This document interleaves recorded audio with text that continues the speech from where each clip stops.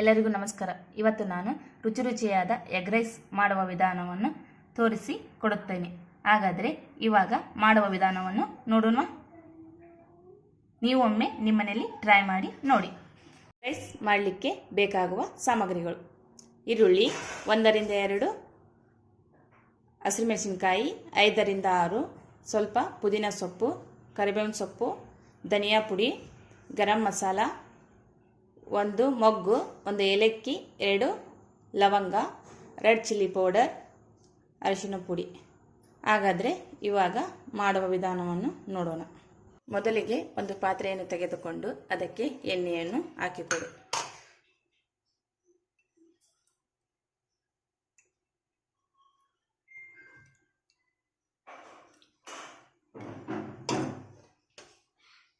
ಎಣ್ಣೆ ಕಾದ ನಂತರ ಸ್ವಲ್ಪ ಜೀರಿಗೆ, ಈರುಳ್ಳಿ,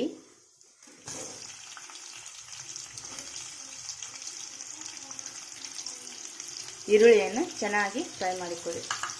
ಈರುಳ್ಳಿ ಇಲ್ಲಿ ಗೋಲ್ಡನ್ ಫ್ರೈ ಆಗಲಿ. ನಂತರ 1 ಮೊಗ್ಗು, 1 ಏಲಕ್ಕಿ, 2 ಲವಂಗ.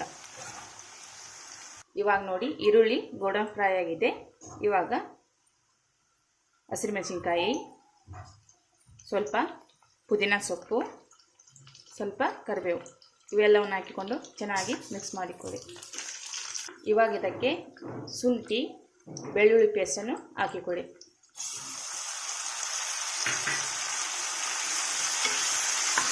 ಶುಂಠಿ ಬೆಳ್ಳುಳ್ಳಿ ಪೇಸ್ಟ್ ಹಾಕಿಕೊಂಡ ನಂತರ ಟೊಮಾಟೋವನ್ನು ಹಾಕಿಕೊಳ್ಳಿ.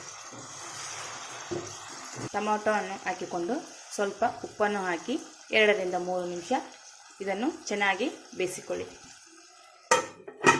ಇವಾಗ ನೋಡಿ 2 ನಿಮಿಷ ಆದ ನಂತರ ಅರಿಶಿನ ಪುಡಿ,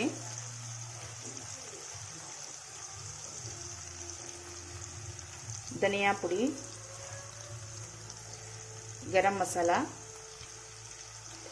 ರೆಡ್ ಚಿಲ್ಲಿ ಪೌಡರ್ ಇವೆಲ್ಲವನ್ನು ಹಾಕಿಕೊಂಡು ಚೆನ್ನಾಗಿ ಮಿಕ್ಸ್ ಮಾಡಿಕೊಳ್ಳಿ. ಇವಾಗ ನೋಡಿ ಇದು ಚೆನ್ನಾಗಿ ಫ್ರೈ ಆಗಿದೆ. ಇದನ್ನು ಒಂದು ಕಡೆ ಸರಿಸ್ಕೊಂಡ್ಬಿಡೋಣ. ಇಲ್ಲಿ ಒಂದು ಕಡೆ ಎಗ್ಗನ್ನು ಹಾಕಿಕೊಳ್ಳೋಣ.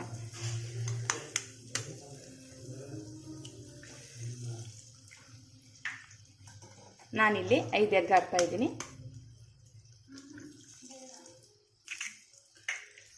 ಇವಾಗ ಇದಕ್ಕೆ ಸ್ವಲ್ಪ ಪೆಪ್ಪರ್,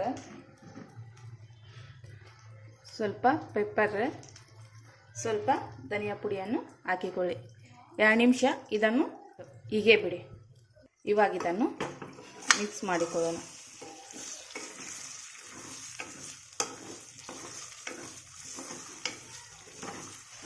ಇವಾಗ ನೋಡಿ ಚೆನ್ನಾಗಿ ಮಿಕ್ಸ್ ಮಾಡಿಕೊಂಡಿದ್ದೀನಿ ಮಸಾಲ ಮತ್ತು ಎಗ್ಗನ್ನು. ಇದಕ್ಕೆ ಇವಾಗ ರೈಸನ್ನು ಹಾಕಿಕೊಳ್ಳೋಣ. ಎಗ್ ರೈಸಿಗೆ ರೈಸು ಸ್ವಲ್ಪ ಉದುರಾಗಿ ಮಾಡಿಕೊಳ್ಳಬೇಕು.